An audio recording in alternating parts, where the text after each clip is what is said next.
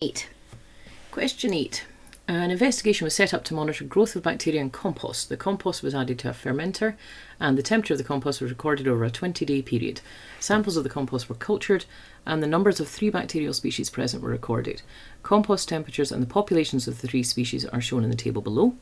There we go, that's officially a higher table purely because they've done a merged heading at this point. Okay. Calculate how many times greater the population of species A was compared to species B at the start of the investigation. Oh, sorry, I've lost my wee. There we are. So species A, here. Oh, that's completely confusing me. Go away. Species A has 396 and species B has 0.4. So literally 396 divided by 0.4 gives me 990 times. That's the question. Describe the relationship between temperature of the compost and population of species C over the first 4 days. So just looking at species C, here we go, and just the first 4 days, so just here, okay, so the population has dropped and as the temperature has increased. So relationship between the temperature of the compost as the temperature increased, population of species C decreased. There's your mark.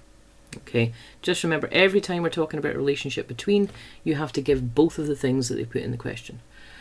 Okay, at this point actually, this is about extremophiles, which was removed from the course, but I actually think you could probably answer most of this just on the back of knowing about your heat tolerant DNA polymerase from PCR. Okay, using information in the table, state which species of bacteria is thermophilic and justify your answer. So thermophilic means that they love heat. So I'm looking for something which is doing super well at high temperature. So here's my highest temperature, 72 degrees, and species B is by far the one that is just loving it. C is struggling and A is struggling as well.